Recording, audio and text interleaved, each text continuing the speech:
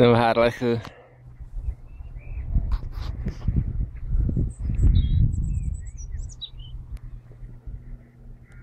Nejaké čerstvé srdiečko tu je. Tu je dneska 16. maj presne. A vedľa som si položil môj obed.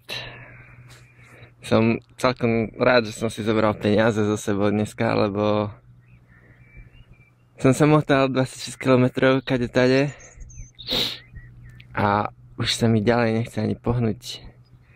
Čiže Harlech som si dal ako oddych a naspäť idem busom alebo vlakom, už nejdem ani pohy bežať.